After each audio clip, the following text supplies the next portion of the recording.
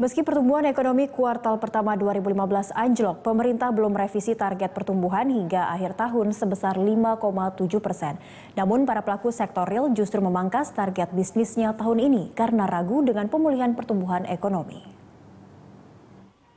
Capaian pertumbuhan ekonomi sebesar 4,7% pada kuartal pertama 2015 mengejutkan banyak kalangan.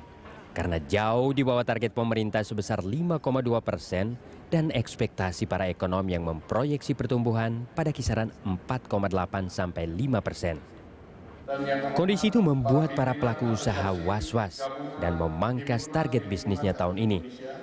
Antara lain sektor otomotif yang memangkas proyeksi penjualan tahun ini dari 1,2 juta unit menjadi hanya 1 juta unit. Hingga dengan periode yang sama tahun lalu itu turun 15,1%. Nah sehingga melihat perkembangan kuartal pertama ini yang memang penurunannya cukup tinggi, kami merencanakan atau merubah proyeksi kami tahun ini yang tadinya 1,2 juta unit menjadi antara 1,1 juta sampai 1,1 juta unit. Lebih kurang, akan turun lebih kurang antara 100 sampai 200 ribu unit dibandingin tahun lalu. Meski pelaku usaha khawatir, pemerintah tetap optimistis pertumbuhan ekonomi akan pulih mulai kuartal kedua sehingga target 5,7% sampai akhir tahun pasti tercapai. Satu-satunya amunisi yang bisa dimainkan untuk mendorong pertumbuhan adalah belanja pemerintah yang realisasinya selama kuartal pertama masih rendah. Range-nya mungkin ya antara 5,4 sampai 5,7 gitu kan range-nya. Tapi saya pikir bisa karena kuartal pertama ini ya kita orang tahu semua karena terlambatnya realisasi APBN untuk pembangunan ya.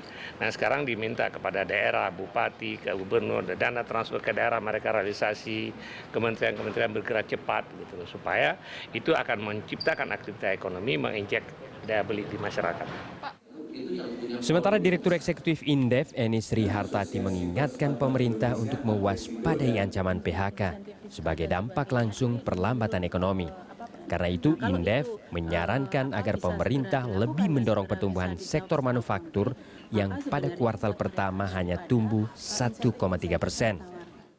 Ancaman PHK sudah, bukan ancaman lagi. Jadi begitu triwulan 1 ini tumbuh hanya 4,7%, target pengangguran bukannya berkurang tapi malah naik gitu kan, naik sekitar 300-an ribu orang kan. Nah ini adalah dampak langsung bahwa industri manufaktur terutama, industri manufaktur kan hanya 3% ya tumbuhnya, ini jauh sekali dari target. Nah industri manufaktur adalah yang paling besar mempunyai kontribusi terhadap penyerapan tenaga kerja. Berdasarkan data BPS, indeks tendensi bisnis pada kuartal pertama 2015 turun 8,4 poin dari kuartal keempat 2015 menjadi 96,30. Penurunan itu disumbangkan oleh 10 sektor usaha, sedangkan indeks tendensi bisnis 7 sektor lainnya meningkat. Tim Liputan, Berita 1, Jakarta.